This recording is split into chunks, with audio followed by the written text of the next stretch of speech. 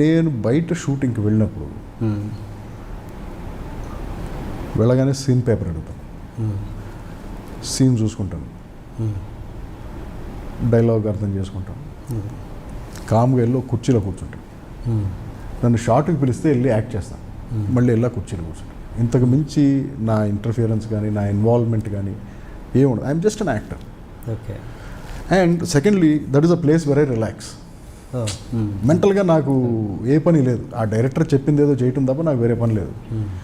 So నేను direct చేసేటప్పుడు మిగతా ఆర్టిస్టులతో ఇంటరాక్ట్ అవ్వటం, వాళ్ళతో ఫ్రెండ్షిప్లు చేయటం ఇది కుదరదు నాకు. కరెక్ట్. సో యాక్టింగ్కి వెళ్ళినప్పుడు then I have a chance to relax, enjoy with my co actors, ఫ్రెండ్షిప్లు ఇవన్నీ. అంతేగాని ఐ హార్డ్లీ గెట్ ఇన్వాల్వ్డ్. అసలు నేను అంటే మీ సీన్లో చూసి ఏదైనా మీకు ఇంప్రూవైజేషన్ అనిపించినవి చెప్పడం, సజెషన్స్ ఇవ్వడం అలాంటివి ఏమైనా జరుగుతాయా? చాలా రేర్గా సార్, చాలా రేర్గా. ఎప్పుడు చెప్తానంటే ఒకసారి చెప్పిందే మళ్ళీ చెప్తారు చూసారు, ఒక్కోసారి రిపీట్ అవుతూ ఉంటుంది వర్డ్ కానీ డైలాగ్ కానీ. ఎక్కడైనా రిపీట్ అయితే సరే ఇది ఇక్కడ చెప్పాము మళ్ళీ ఇక్కడ చెప్తున్నాం, ఇది ఓకేనా అని అడుగుతున్నాను. అంటే మీరు స్ట్రాంగ్ అవ్వడం వల్ల, టెక్నికల్లీ స్ట్రాంగ్ అవ్వడం వల్ల చాలామంది నాకు తెలిసి మీరు కొంచెం గొప్ప టెక్నికల్ స్ట్రాంగ్ లేని డైరెక్టర్ దగ్గర కూడా మీరు చాలా పని చేశారు. అలాంటప్పుడు ఎలా ఫీల్ అవుతుంటారు, ఏం తీస్తున్నాడు రా బాబు అన్నట్టు? కొత్త డైరెక్టర్లు వచ్చి నన్ను అడుగుతారు, ఫస్ట్ టైం చేసే డైరెక్టర్లు, సార్ ఏంటి సార్ ఇది ఓకేనా అంటే, నాకు తెలీదమ్మా నీ మైండ్లో ఏముందో, ఎందుకంటే ఇప్పుడు నేను ఒకటి చెప్తే నువ్వు కన్ఫ్యూజ్ అవుతావు, కరెక్ట్, నువ్వు అనుకున్నది ఏదో ముందు తీసేసి తప్పైతే తర్వాత మళ్ళీ రీషూట్ చేసుకుందాం అని చెప్పి అంతే చెప్పు. అంటే మీరు యాక్టర్గా సాటిస్ఫైడా సార్ ఇప్పటివరకు? ఏదో ఒక 2-3 వేషాలు తప్ప ఐఎమ్ నాట్ గాట్. ఎందుకంటే ఇప్పుడు ఇంతకుముందు తెలుగులో ఆథర్ బ్యాక్డ్ రోల్స్ రాసేవాళ్ళు, అంటే ఈ క్యారెక్టర్ ఇతనే వేయాలి అని చెప్పి అతన్ని మైండ్లో ఉంచుకొని క్యారెక్టర్స్ రాసేవాళ్ళు. ఇప్పుడు అలా ఎవరు రాయట్లేదు సార్. ఇప్పుడు ఒక క్యారెక్టర్ అనుకుంటున్నారు, ఎవరు దొరుకుతారో చూడమంటున్నారు, వీడి కాపితే వాడు, వీడి కాపితే వాడు, అంతే. కానీ ఇతను స్పెసిఫిక్గా వేయాలనే ఈ స్కీమ్ పోయింది. సో ఎప్పుడైతే అది పోయిందో మంచి వేషాలు రావట్లేదు. అది మీరు ఇప్పటివరకు చేసిన దాంట్లో యాక్టింగ్లో బెస్ట్ అనిపించింది ఏంటి మీకు? నేను చాలా critical sir. I think I'm very poor actor.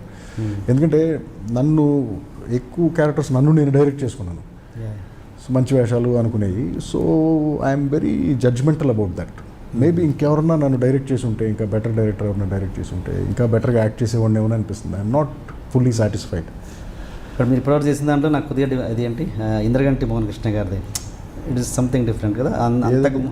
అంతకుముందు ఆ తర్వాత సంథింగ్ అది ఇంద్రగంటి మోహన్ అలాంటి వేషం వేసాం. అంతకుముందు ఆ తర్వాత మొన్న Ram Mohan first time direct చేశాడు, ఆ సినిమా పేరు తను నేను.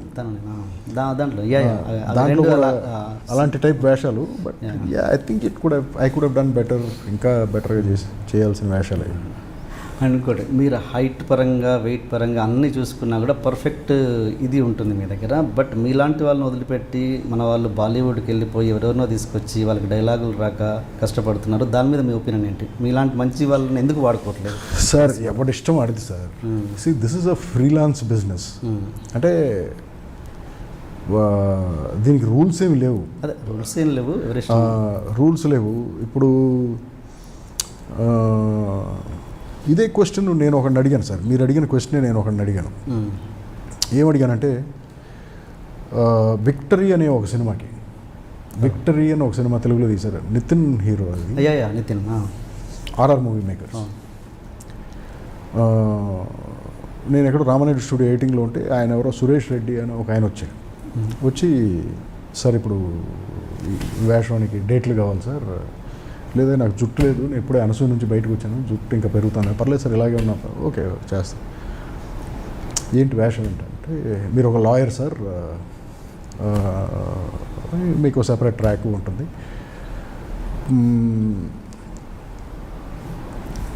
ఒక 10 days కావాలండి అన్నాడు. ఓకే చేద్దాం సార్. రెమ్యూనరేషన్ ఏంటి సార్ అంటే, సార్ ఇది కొంచెం అన్నాడు. సరే ఓకే అలాగే కన్సిడర్ చేద్దామా, వాట్ ఎవర్ ఇస్ రెమ్యూనరేషన్. నాకు ఫస్ట్ ఈ సినిమాలో నా కో ఆర్టిస్టులు ఎవరో చెప్పండి. అశుతోష్ రాణా అని ఒక క్యారెక్టర్ ఉన్నాడు, హిందీ అతను. ఓకే, ఆయనకి ఎంత ఇస్తున్నారు రెమ్యూనరేషన్? ఆయన ఎన్రోల్ చేస్తాడు, ఎంత ఇస్తున్నారు రెమ్యూనరేషన్, ఇది ఈ రేషియోలో ఇస్తున్నాం సార్, ఎంత ఇస్తున్నాం సార్. టోటల్గా ఆయనకి ఇచ్చే దాని మీద ₹1,00,000 నాకు ఎక్కువ ఉండాలి. ఇప్పుడు ఆయన మెయిన్ విల్లో మీరు క్యారెక్టర్ ఆర్టిస్టు మరి ఎందుకు సార్ అన్నారు. ఫస్ట్ అండ్ ఫార్మోస్ట్ నాకు తెలుగు వచ్చు, అశుతోష్ రాణాకి తెలుగు రాదు. 2 నా భుజాల దగ్గరికి వస్తాడు అతను, నా అంత హైట్ లేడు. 3 నా ఇంట్లో నేను ఉంటాను, బిజినెస్ క్లాస్లో ఢిల్లీ నుంచో బాంబే నుంచో నేను రాను ఇక్కడికి, నా మేకప్ మ్యాన్ రారు, నాకు అసలు మేకప్ మ్యాన్ లేడు, నాకు అసిస్టెంట్ లేడు, నా కారు నేను వేసుకొస్తాను, నాకు డ్రైవర్ భత్తా ఇవ్వక్కర్లేదు మీరు.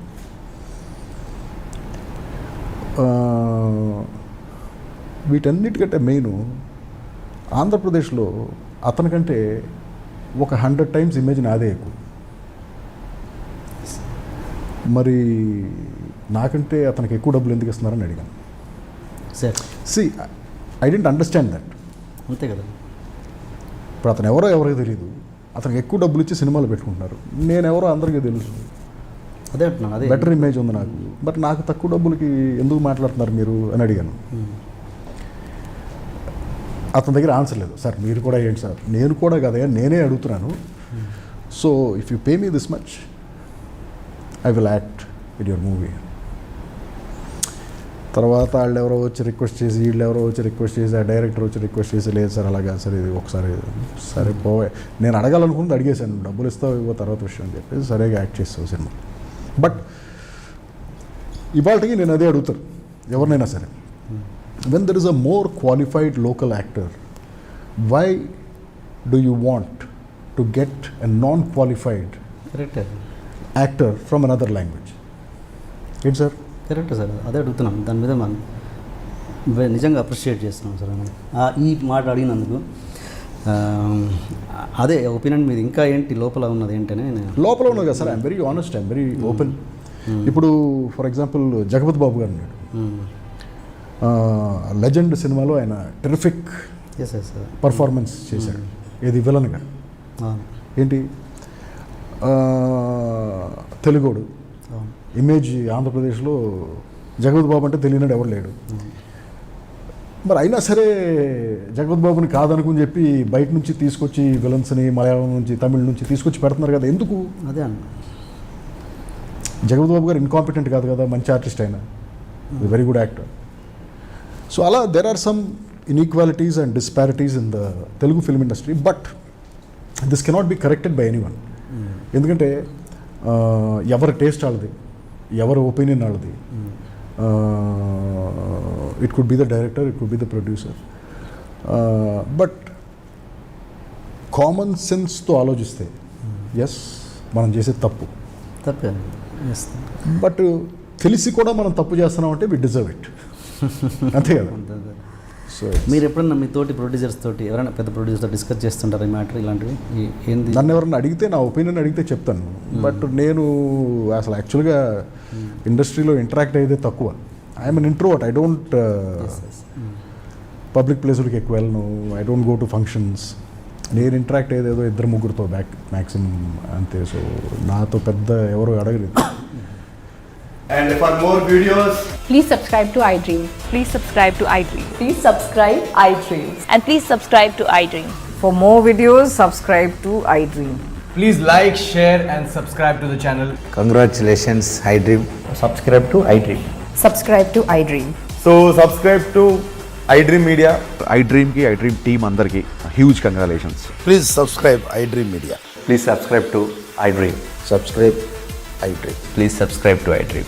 iDream అంటే నా కళల ఛానల్ను సబ్స్క్రైబ్ చేసుకున్న నోరు తిరుగుతలేదు, మీరైతే గంట గుర్తు కొట్టండి. For more such videos, please subscribe to iDream.